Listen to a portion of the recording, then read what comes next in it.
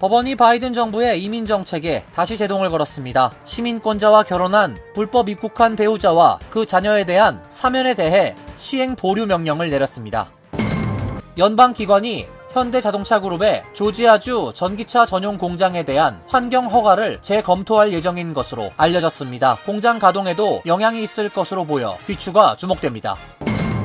한국에서 고관절 골절 수술 후 퇴원했다가 폐색전증으로 돌연 숨진 미국인 환자의 유가족에게 병원 측이 4억여 원을 배상해야 한다는 판결이 나왔습니다.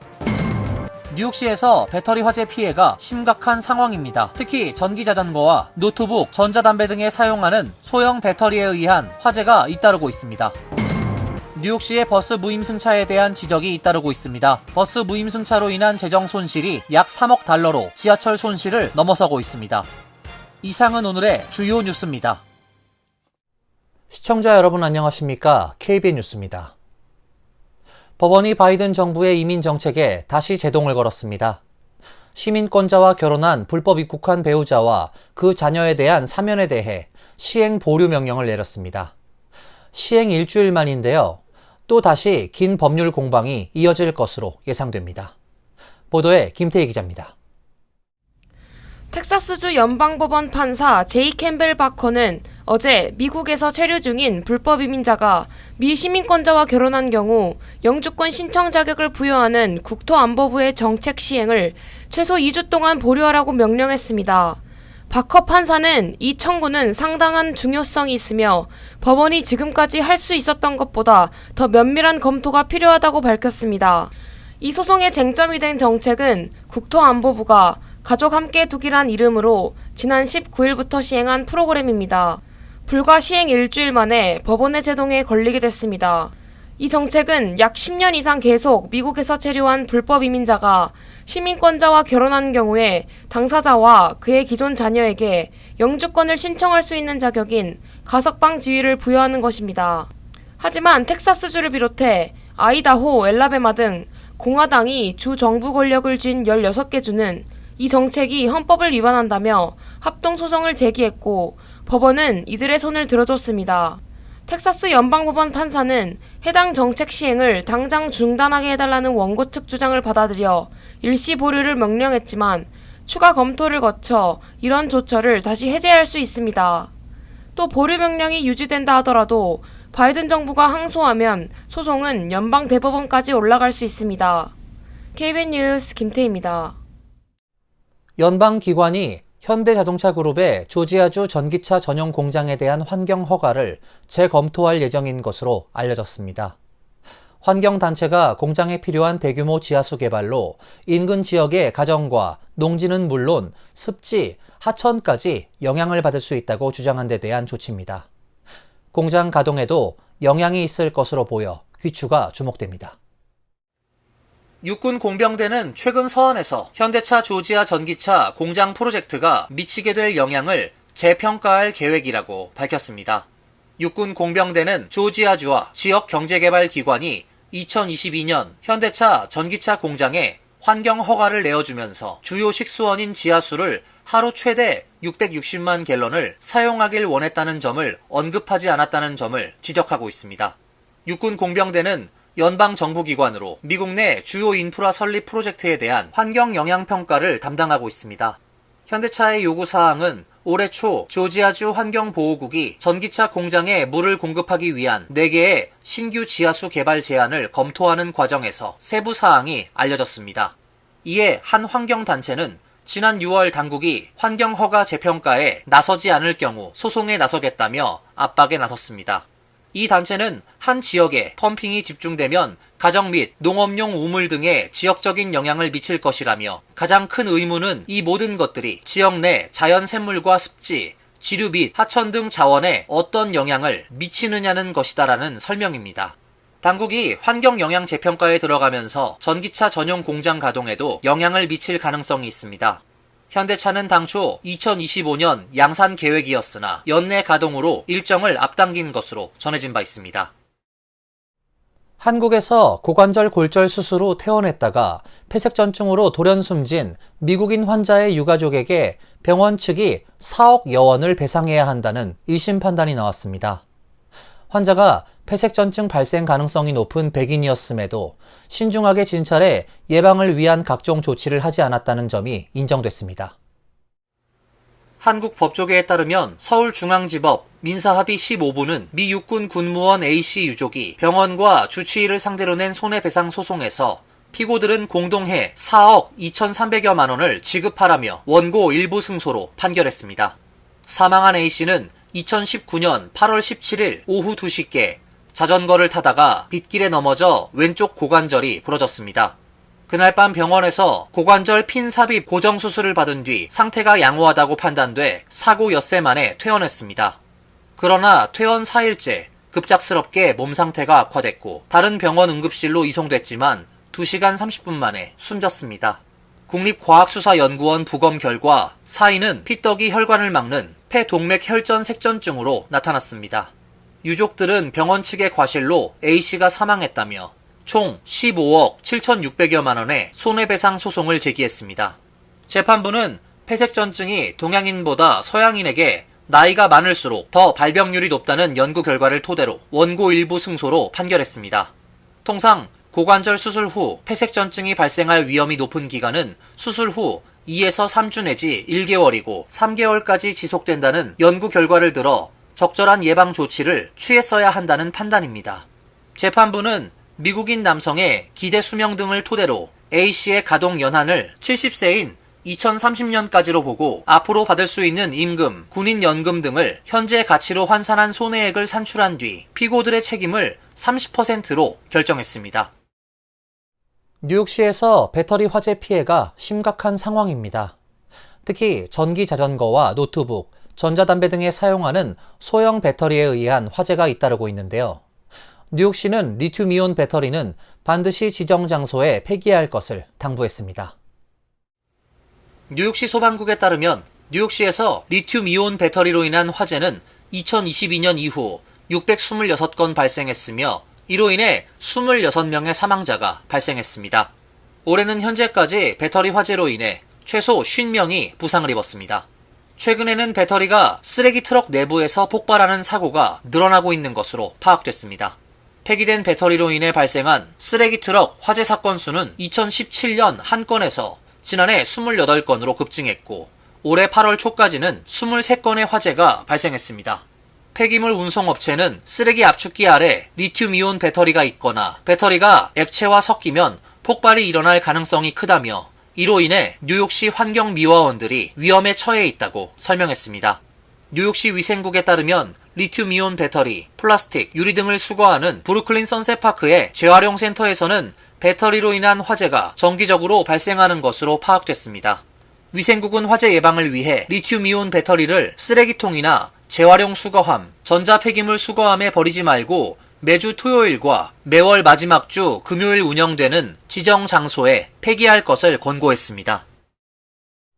뉴욕시의 버스 무임승차에 대한 지적이 잇따르고 있습니다. 전체 탑승자의 48%가 요금을 내지 않고 버스를 이용하고 있습니다. 무임승차로 인한 재정 손실이 3억 달러를 넘어서 지하철보다 더 많은 상황입니다. 뉴욕타임스는 어제 전 세계 대도시 가운데 뉴욕시의 버스가 무임승차 비율이 가장 높다고 보도했습니다. 뉴욕시 버스 승객 200만 명 가운데 절반 정도가 무임승차를 하고 있습니다. 뉴욕시는 그동안 버스보다는 지하철 무임승차를 줄이는 데 집중해왔습니다. 그러나 올해 4분의 1분기 동안 지하철의 무임승차 비율은 14%인데 비해 버스의 무임승차 비율은 48%에 달했습니다. 지하철 승객은 버스의 약 2배 정도입니다.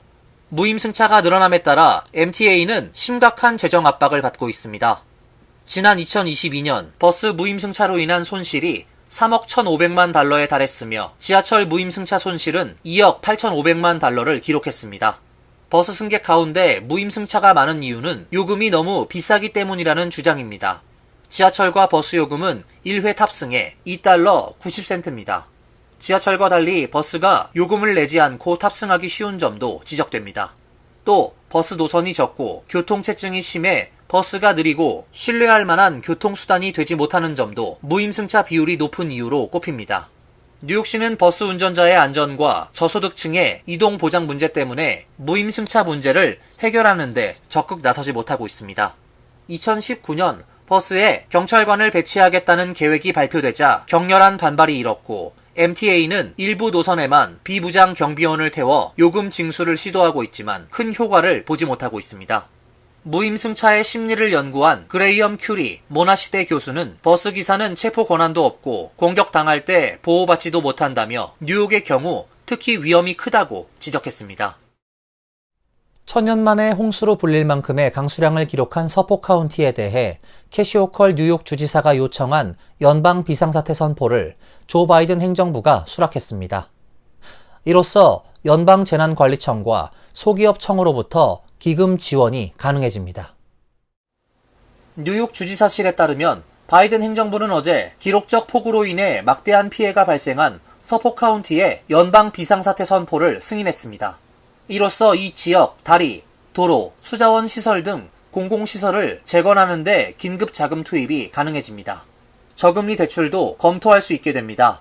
비상사태 선포는 연방 지원이 필요하다고 느낄 경우 대통령이 결정할 수 있으며 생명 및 재산 보호, 재난 위협 축소 등 응급 지원 혜택이 뒤따릅니다. 서포 카운티는 지난 18일과 19일 지속된 폭우로 급류로 인한 수차례의 구조 작업 및 주요 도로와 댐 붕괴, 싱크홀 발생 등 사고가 이어졌습니다.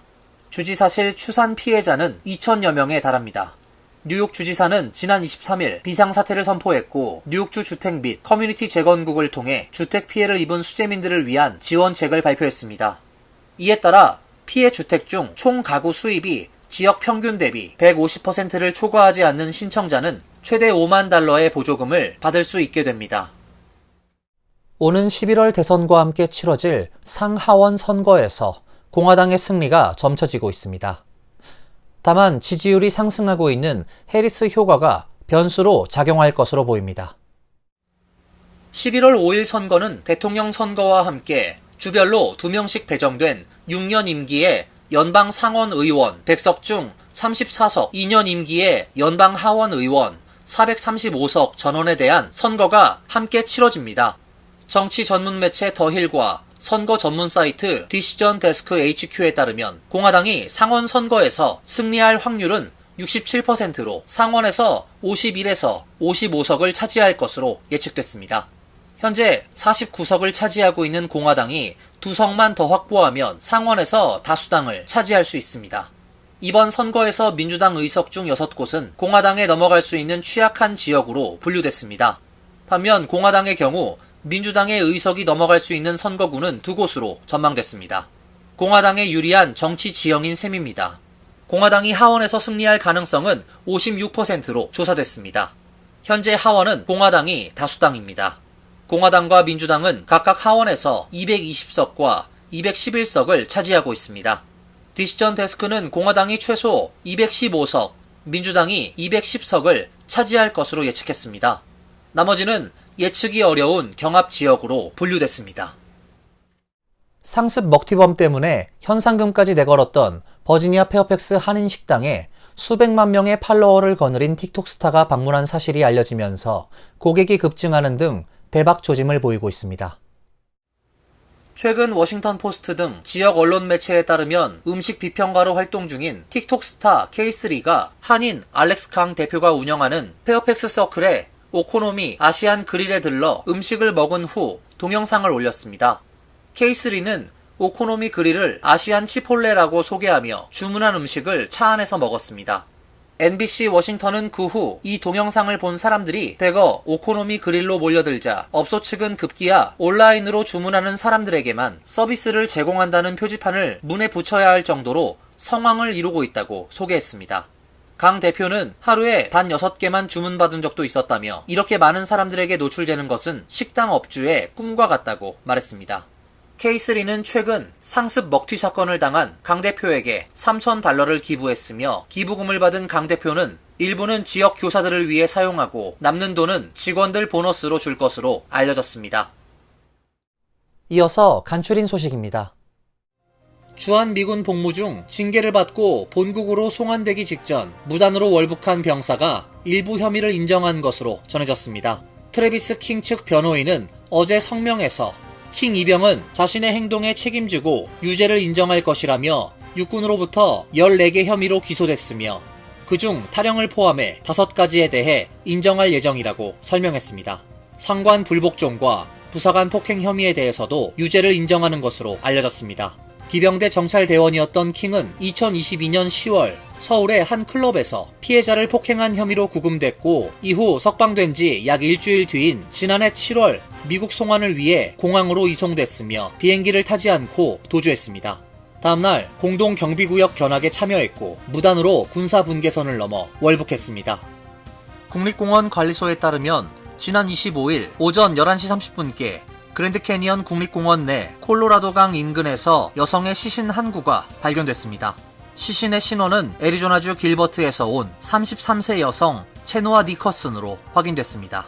니커슨은 지난 22일 이 국립공원 내 하바수 캐니언 지역을 강타한 폭풍으로 콜로라도강 지류인 하바수 크릭이 범람한 뒤 실종 신고가 접수돼 공원 관리소가 수색 중이었습니다. 지난 24일에는 강이 범람한 지역 인근의 한 협곡에 고립돼 있던 관광객과 주민 총 104명이 긴급 구조됐습니다. 애리조나주 방위군은 헬기를 동원해 이들을 대피소로 이송했습니다. 이 지역에 갑작스럽게 쏟아진 비는 계절성 폭풍 후의 영향인 것으로 파악됐습니다. 전국적으로 코로나19가 재확산하면서 연방정부가 각 가정에 검사 키트를 무료로 제공합니다. 연방보건부는 정확한 날짜를 공개하지는 않았지만 9월 말부터 웹사이트를 통해 주문하면 각 가구당 4개의 키트를 받을 수 있다고 밝혔습니다. 이번에 제공하는 검사 키트는 최근 유행하고 있는 변이 바이러스까지 감염 여부 확인이 가능한 제품입니다. 보건부는 올 가을과 겨울 코로나 바이러스 확산 예방에 도움이 될 것으로 기대한다고 밝혔습니다. 보건부는 2021년 이후 현재까지 약 9만 개의 무료 키트를 제공했습니다. 어제부터 노동절까지 뉴저지 트랜짓의 모든 교통수단이 무료로 운행됩니다. 뉴저지주는 올 여름 잦은 지연으로 혼란을 겪은 뉴저지 트랜짓 이용 승객들에게 감사의 의미로 무료 운행 서비스를 제공한다고 밝힌 바 있습니다. 무료 운행 기간은 26일부터 9월 2일까지이며 뉴저지 트랜짓이 운행하는 모든 교통수단이 대상입니다. 8월 월간 패스를 이미 구입한 고객은 모바일 앱이나 자동 판매기, 매표소를 통해 9월 월간 패스 구매 시 자동으로 25% 할인을 받을 수 있습니다. 환율과 증권 소식입니다.